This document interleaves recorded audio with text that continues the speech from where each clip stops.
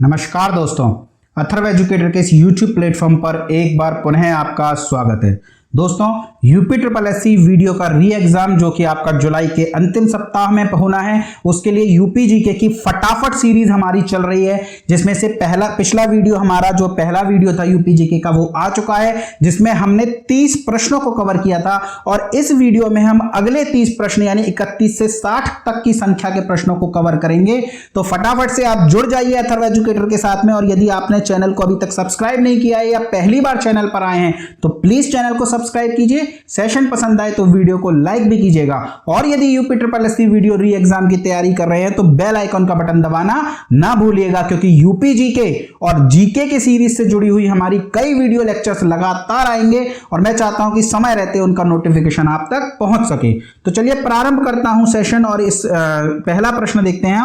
उत्तर प्रदेश के संदर्भ में निम्नलिखित में से कौन सुमेलित नहीं है? लोकसभा 80, राज्यसभा 31, विधानसभा 401 और विधान परिषद 100। तो दोस्तों यदि बात करें लोकसभा में, तो लोकसभा में 80 सीटें हैं। हमने पिछले वीडियो में भी देखा था कि लोकसभा के लिए उत्तर प्रदेश में 80 सीटें हैं, जिसमें से एससी के लिए 17 सीटें आरक्षित हैं। जबकि यदि बात करें एसटी के लिए, तो एसटी के लिए कोई भी सीट लोकसभा में आरक्षित नहीं है।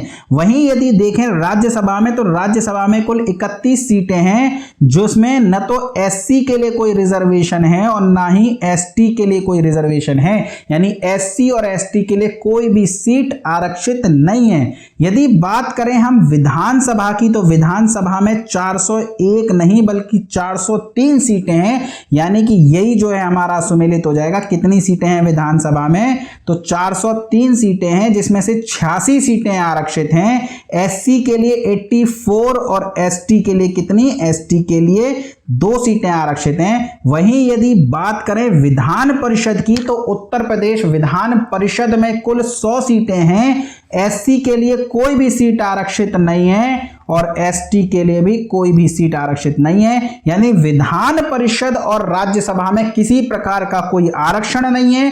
विधानसभा में एससी के लिए भी आरक्षण है, एसटी के लिए भी आरक्षण है, जबकि लोकसभा में केवल एससी के लिए आरक्षण है। तो यदि प्रश्न कुछ इस प्रकार से दे दिया जाए कि निम्न में से किस सदन में एसटी को आरक्षण दिया गया और यही 4 ऑप्शन हो, तो देख लीजिए एसटी को आरक्षण केवल और केवल विधानसभा में मिला है, ना लोकसभा में मिला है, ना ही राज्यसभा में मिला है और ना ही विधान परिषद में मिला है, केवल विधानसभा में मिला है। जबकि यदि एससी के संदर्भ में पूछ लिया जाए तो एससी को लोकसभा में भी मिला है और साथ ही विधानसभा में भी मिला है। राज्यसभा और विधान परिषद में ना एसटी को आरक्षण मिला है और ना ही एससी को मिला है। तो कोई कंफ्यूजन मत रखिएगा, ध्यान से इस प्रश्न को कीजिएगा, बहुत ही इंपॉर्टेंट प्रश्न है दोस्तों। हम चलते हैं अपने अगले प्रश्न की ओर। सर्वाधिक विधानसभा सीटों वाला जिला निम्न में से कौन सा है? देखिए पूरे उत्तर प्रदेश में बात की जाए तो कुल 403 सीटें हैं, पर यदि आपसे पूछ लिया जाए कि सबसे ज्यादा विधानसभा सीट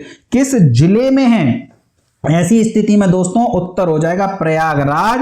प्रयागराज से कुल 12 विधानसभा सीट प्रदेश के लिए आती हैं, या प्रयागराज कुल 12 एमएलए प्रदेश की विधानसभा में भेजता है। अगला प्रश्न है, निम्न में से किस जनपद में 2 से अधिक विधानसभा सीट हैं? तो दोस्तों श्रावस्ती की बात करें या महोबा की बात करें या चित्रकूट की बात करें, ये तीनों ही जिले ऐसे हैं जिनसे विधानसभा में 2 एमएलए जाते हैं, यानी इन जिलों से 2 विधानसभा सीट उत्तर प्रदेश की विधानसभा में हैं। जबकि चंदौली से जो विधानसभा सीट है वो निश्चित रूप से 2 से ज्यादा है। आपको प्रयागराज की याद रखनी है 12, साथ ही श्रावस्ती महोबा चित्रकूट की याद रखनी है 2, क्योंकि सर्वाधिक है आपकी प्रयागराज में 12 और न्यूनतम यदि पूछ ले तो श्रावस्ती में, महोबा में, चित्रकूट में 2 हैं। इसके अलावा 75 की 75 यदि आप विधानसभा सीट याद करने बैठे तो आपका तो जो है समझ लीजिए कि एग्जाम तक आप यही याद करते रह जाएंगे। नहीं पूछा जाता दोस्तों, प्रयागराज पूछा जा सकता है, ज्यादा से ज्यादा श्रावस्ती, महोबा और चित्रकूट पूछा जा सकता है, या इस प्रकार से प्रश्न आ सकता है। तो प्रश्न का उत्तर क्या हो जाएगा? प्रश्न का उत्तर हो जाएगा चंदौली। चलिए अगला है, जनसंख्या के आधार पर प्रदेश का सबसे छोटा संसदीय क्षेत्र निम्न में से कौन सा है? देखिए आपसे पूछा जा रहा है जनसंख्या के आधार पर सबसे छोटा संसदीय क्षेत्र। यदि मैं पूछूं आपसे कि सबसे बड़ा जिला कौन सा है क्षेत्रफल के आधार पर, ऐसी स्थिति में प्रश्न का उत्तर हो जाता है लखीमपुर खीरी। क्षेत्रफल के आधार पर सबसे छोटा जिला हो जाता है हापुड़। जनसंख्या के आधार पर सबसे बड़ा जिला हो जाता है प्रयागराज और जनसंख्या के आधार पर सबसे छोटा जिला हो जाता है शामली। लेकिन यहां प्रश्न कुछ अलग है। यहां प्रश्न है जनसंख्या के आधार पर प्रदेश का सबसे छोटा संसदीय क्षेत्र पूछा जा रहा है। दोस्तों यदि आपसे संसदीय क्षेत्र पूछा जाए तो प्रश्न का उत्तर होगा बागपत। यदि पूछ ले सबसे बड़ा संसदीय क्षेत्र कौन सा होगा जनसंख्या के आधार पर सबसे बड़ा, तब प्रश्न का उत्तर हो जाएगा दोस्तों गाजियाबाद। तो याद रखिएगा, ध्यान से कीजिएगा प्रश्नों को। चलिए अगला प्रश्न देखते हैं। जनसंख्या के आधार पर प्रदेश का सबसे बड़ा संसदीय क्षेत्र कौन सा है? हमने पहले ही देख लिया गाजियाबाद। जबकि सबसे छोटा कौन सा है? तो सबसे छोटा है बागपत। चलिए अगला प्रश्न देखते हैं। उत्तर प्रदेश का उच्च न्यायालय जो 1866 एडी में आगरा में स्थापित किया गया, उसे इलाहाबाद, जिसे हम वर्तमान में प्रयागराज के नाम से जानते हैं, कब लाया गया? सबसे पहला प्रश्न तो यही बनता है कि उत्तर प्रदेश के हाई कोर्ट की स्थापना कब की गई? तो 1866 एडी में। ध्यान रखिएगा यह देश का चौथा हाई कोर्ट है। कलकत्ता, बंबई और मद्रास के बाद देश में चौथा हाईकोर्ट उत्तर प्रदेश में स्थापित किया गया था। कब किया गया था? तो 1866 एडी में किया गया था। कहां किया गया था? आगरा में किया गया था। अगर आपसे पूछ लिया जाए कि उसे इलाहाबाद कब लेकर के आए, तो 1869 में आगरा से इलाहाबाद या वर्तमान प्रयागराज इसे ट्रांसफर कर दिया गया। देखिए इलाहाबाद यहां क्यों लिखा है? क्योंकि आज भी इलाहाबाद हाईकोर्ट ही नाम है हाईकोर्ट का, प्रयागराज हाईकोर्ट नहीं है। मद्रास हाईकोर्ट का नाम आज भी मद्रास हाईकोर्ट है, चेन्नई हाईकोर्ट नहीं है। हाईकोर्ट के नाम शहर के नाम के हिसाब से नहीं बदल जाते जब तक कि संशोधन करके संविधान में उनका नाम न बदल दिया जाए। तो ध्यान रखिएगा 1869 में इलाहाबाद हाईकोर्ट को इलाहाबाद ट्रांसफर किया गया, जबकि 1866 में उसकी स्थापना कहां पे की गई थी? तो आगरा में की गई थी। चलिए अगला देखते हैं। प्रदेश के में कुल कितने औद्योगिक न्यायाधिकरण हैं? देखिए औद्योगिक न्यायाधिकरण यदि आपसे पूछे तो प्रदेश में कुल 6 औद्योगिक न्यायाधिकरण है। हाईकोर्ट जो इलाहाबाद में उसकी बेंच कितनी है? तो एक बेंच है दोस्तों। कहां पर? लखनऊ में, यानी खंडपीठ उसकी लखनऊ में। अगर आपसे पूछ ले औद्योगिक न्यायाधिकरण कितने हैं प्रदेश में, तो कुल 6 औद्योगिक न्यायाधिकरण हैं। कहां कहां पर है आपसे ये पूछा जा सकता है? तो प्रयागराज में है, प्रयागराज के साथ साथ दोस्तों कानपुर में है, कानपुर के साथ साथ लखनऊ में है। इसके अलावा यदि और आपसे पूछ लिया जाए तो मेरठ में है, आगरा में है और एक पूर्वी उत्तर प्रदेश में है, और वो कौन सा है? गोरखपुर। तो प्रयागराज, कानपुर, लखनऊ, मेरठ, आगरा और गोरखपुर आपका औद्योगिक न्यायाधिकरण के अंतर्गत आता है। कुल संख्या कितनी हो जाएगी? तो संख्या हो जाएगी दोस्तों 6। अगला प्रश्न है प्रदेश में कितने श्रम न्यायालय हैं? अगर श्रम न्यायालय पूछ लिया जाए आपसे प्रदेश में कितने हैं, तो श्रम न्यायालय हैं दोस्तों 20। कहां कहां पर है याद करने मत बैठिएगा, अभी भी समझा रहा हूं आपको दोस्तों। चलिए अगला है उत्तर प्रदेश का कौन सा जिला नेपाल के साथ अपनी सीमा साझा नहीं करता? देखिए पिछले वीडियो में भी पढ़ा था हमने, ट्रिक भी देखी थी। बलरामपुर के महाराज सिद्धार्थ ने श्रावस्ती में लाखों का पीला सोना बहा दिया। हमने ट्रिक देखी थी। एक जिला हो जाएगा आपका बलरामपुर, महाराजगंज, सिद्धार्थनगर,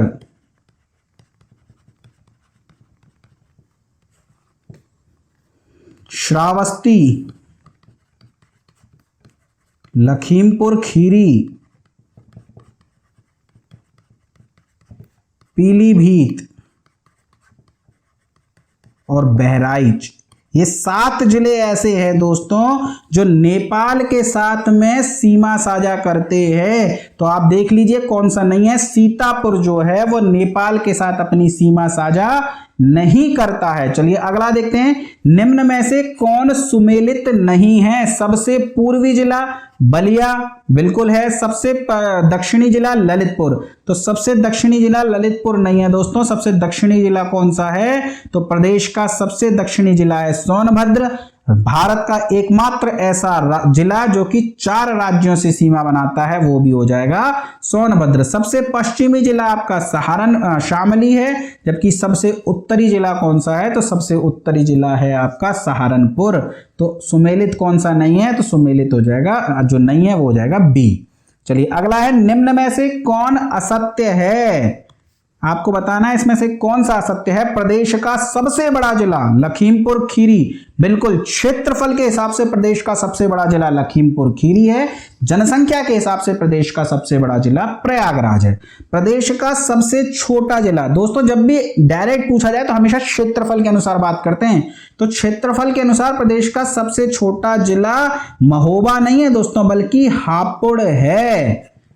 जबकि महोबा तो जनसंख्या के हिसाब से सबसे छोटा है। प्रदेश की सर्वाधिक लंबी सीमा मध्य प्रदेश के साथ है, बिल्कुल सही। प्रदेश की सबसे छोटी सीमा हिमाचल प्रदेश के साथ है, ये भी बिल्कुल ठीक है। हिमाचल प्रदेश उत्तर प्रदेश के केवल एक जिले सहारनपुर के साथ में सीमा बनाता है, ये बात ध्यान रखिएगा, केवल सहारनपुर के साथ सीमा बनाता है हिमाचल प्रदेश। प्रश्न का उत्तर क्या हो जाएगा? प्रश्न का उत्तर हो जाएगा बी। देखिए दोस्तों, अगर स्टूडेंट पीडीएफ की मांग करते हैं, मैं टेलीग्राम चैनल पर पीडीएफ दूंगा, लेकिन उसी स्थिति में दूंगा दोस्तों जब वीडियो पर कम से कम 500 व्यू आ जाएंगे। 14 लाख स्टूडेंट एग्जाम देंगे यूपी का, तो 500 व्यू कोई ज्यादा बड़ी बात नहीं कर रहा हूं मैं आपसे। 500 व्यू आते से, मैं तो चाहता हूं हजारों में व्यू जाएं, पर 500 व्यू आते से मैं टेलीग्राम पर पीडीएफ अपलोड कर दूंगा। सेम जैसे ही 500 व्यू टच करेंगे, पीडीएफ आपकी जो है टेलीग्राम पर अपलोड कर दी जाएगी, ये मेरा आपसे वादा है। चलिए अगला प्रश्न देखते हैं। प्रदेश का ऐसा जिला जो एक से अधिक राज्यों के साथ सीमा बनाता है। देखिए झारखंड, छत्तीसगढ़, हिमाचल प्रदेश या राजस्थान, आपसे पूछा जा रहा है प्रदेश का ऐसा जिला जो, ये थोड़ा सा दोस्तों प्रश्न गलत लिख दिया गया है, ये ऐसा होना चाहिए, निम्न में से कौन सा राज्य, निम्न में से कौन सा राज्य ऐसा है जो प्रदेश के एक से अधिक जिलों से सीमा बनाता है? निम्न में से कौन सा राज्य ऐसा है जो प्रदेश के एक से अधिक जिलों से सीमा बनाता है? बात करें यदि झारखंड की, तो झारखंड केवल सोनभद्र के साथ सीमा बनाता है। बात करें छत्तीसगढ़ की, तो छत्तीसगढ़ केवल सोनभद्र के साथ सीमा बनाता है। हिमाचल प्रदेश की बात करें तो हिमाचल प्रदेश केवल सहारनपुर के साथ सीमा बनाता है, जबकि राजस्थान आपका आगरा एवं मथुरा से सीमा बनाता है। यानी एक से तो ज्यादा जिलों से सीमा बनाता है ना, तो ऐसी स्थिति में प्रश्न का उत्तर क्या हो जाएगा? प्रश्न का उत्तर हो जाएगा राजस्थान। चलिए आगे चलते हैं।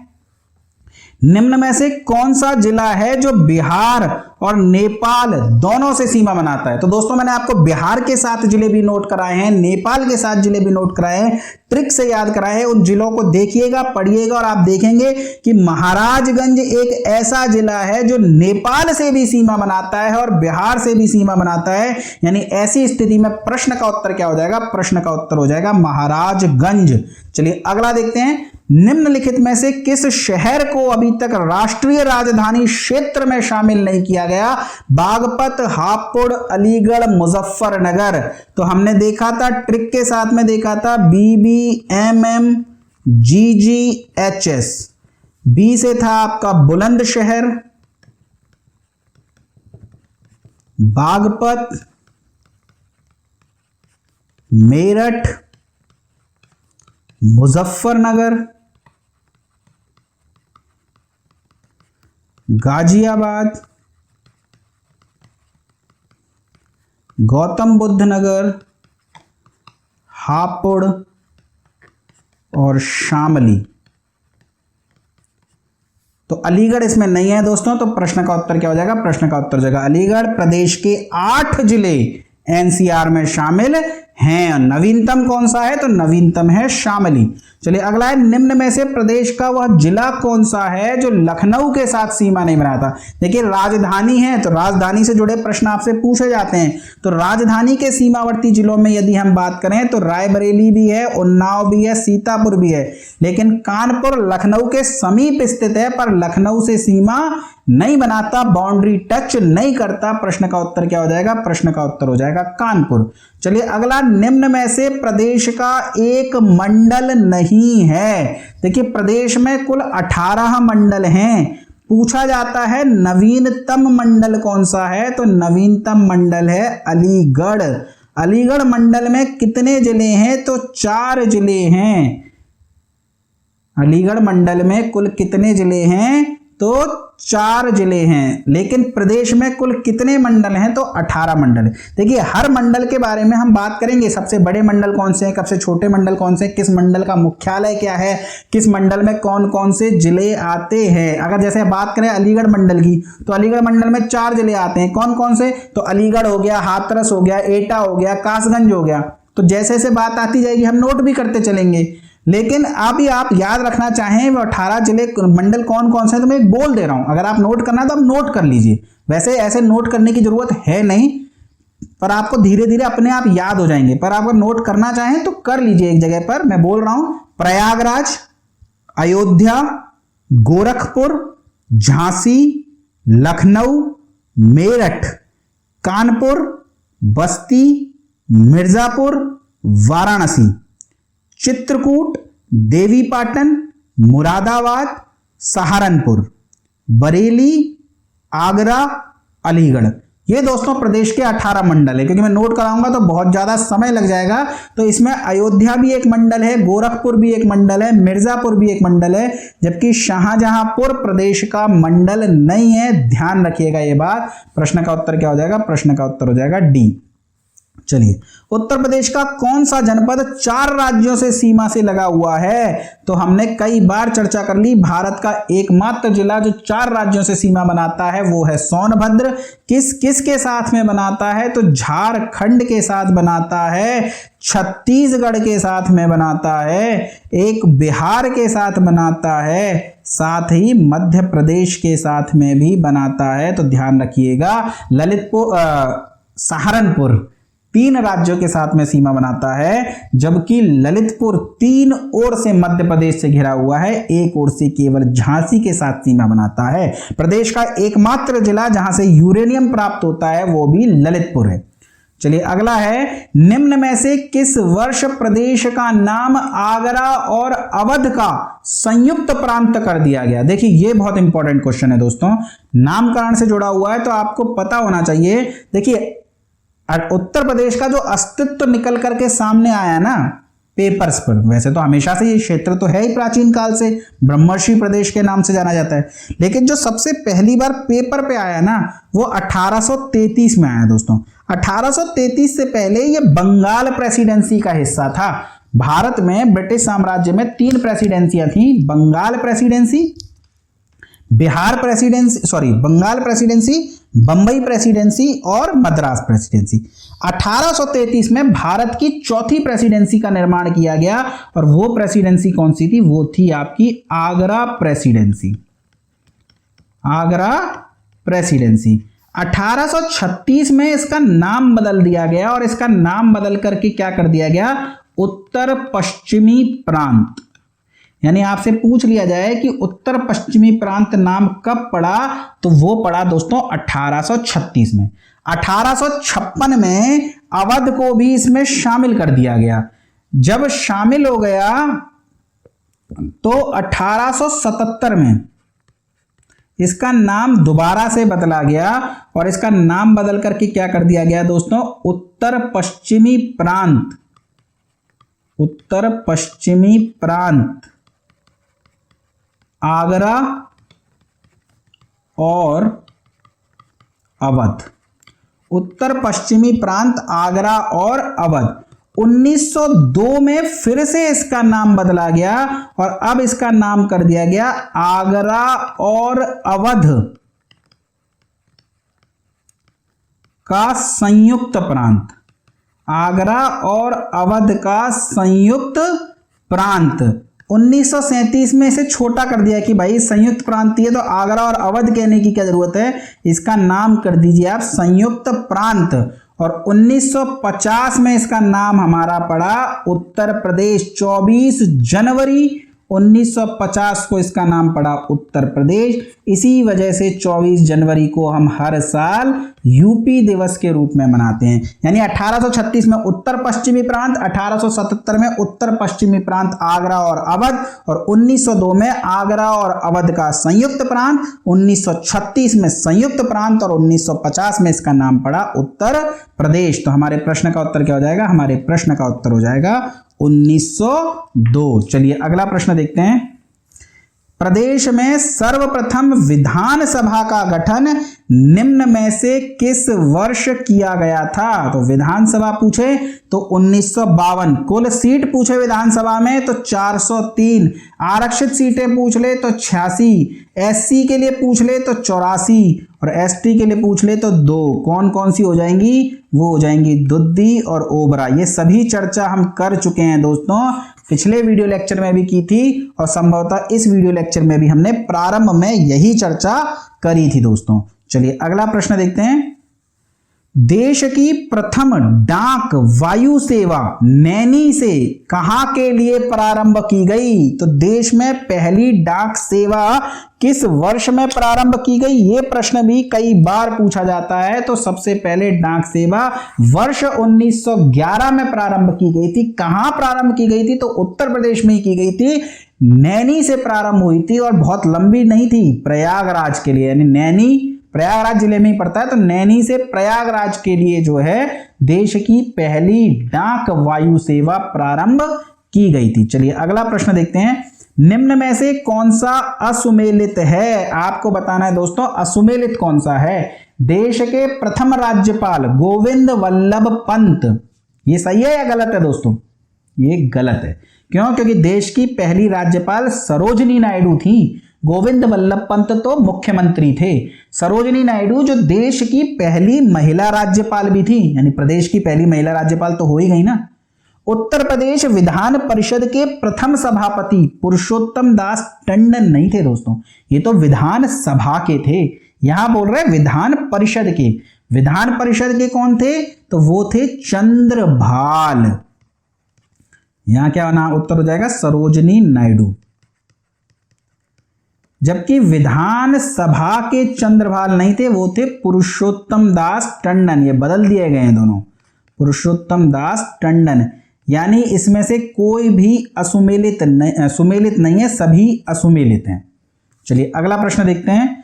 अगला प्रश्न है उत्तर प्रदेश का प्रथम विश्वविद्यालय निम्न में से कौन सा है? अलीगढ़ मुस्लिम यूनिवर्सिटी, बनारस हिंदू विश्वविद्यालय, इलाहाबाद विश्वविद्यालय या दयाल बाग एजुकेशन संस्थान आगरा। तो प्रदेश का सबसे पुराना विश्वविद्यालय पूछ रहा है, सबसे पुराना केंद्रीय विश्वविद्यालय नहीं, सबसे पुराना विश्वविद्यालय वो कौन सा हो जाएगा दोस्तों? वो हो जाएगा इलाहाबाद विश्वविद्यालय या प्रयागराज विश्वविद्यालय।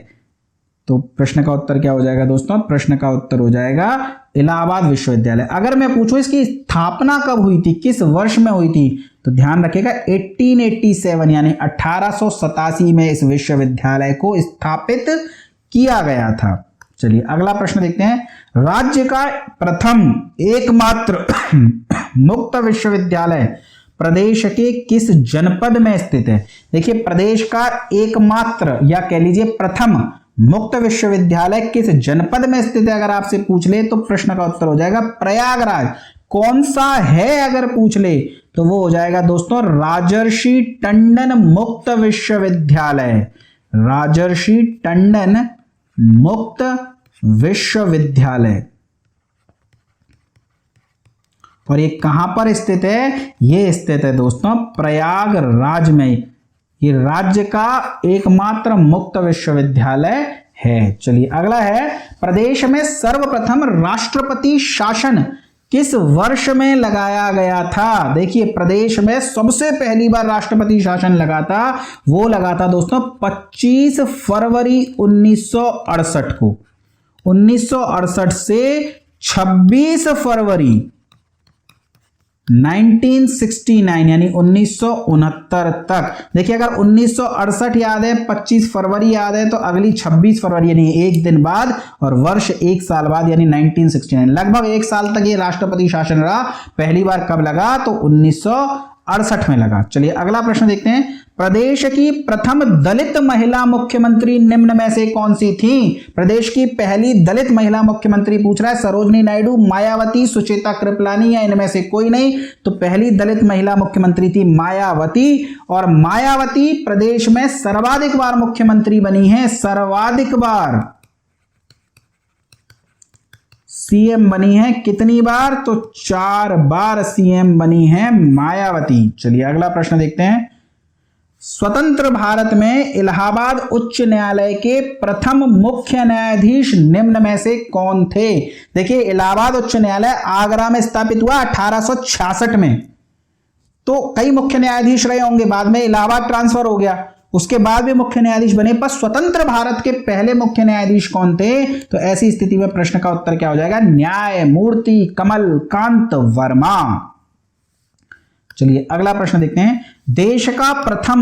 प्रदेश का प्रथम डीम्ड विश्वविद्यालय निम्न में से कौन सा? देखिए विश्वविद्यालय पूछ ले तो इलाहाबाद यूनिवर्सिटी, मुक्त विश्वविद्यालय पूछ ले तो राजर्षि टंडन मुक्त विश्वविद्यालय, लेकिन यदि डीम्ड यूनिवर्सिटी पूछ ले तो ऐसी स्थिति में प्रश्न का उत्तर हो जाएगा दयाल बाग एजुकेशन संस्थान आगरा। चलिए अगला प्रश्न देखते हैं। निम्न में से कौन सा कथन गलत है? प्रदेश का ऐसा जिला जो 3 राज्यों से सीमा बनाता है। सोनभद्र नहीं दोस्तों, सोनभद्र तो 4 राज्यों से सीमा बनाता है, 3 राज्यों से सीमा बनाता है सहारनपुर। प्रदेश का ऐसा जिला जो 3 ओर से मध्य प्रदेश से घिरा हुआ है, ललितपुर। बिल्कुल ठीक है। प्रदेश का एकमात्र अफीम फैक्ट्री कहां पर है? गाजीपुर। सर्वाधिक अफीम का उत्पादन कहां होता है? बाराबंकी। पर प्रदेश में अफीम फैक्ट्री कहां पर है? गाजीपुर। यानी कौन सा कथन गलत है? तो ऐसी स्थिति में उत्तर हो जाएगा ए। चलिए अगला प्रश्न देखते हैं।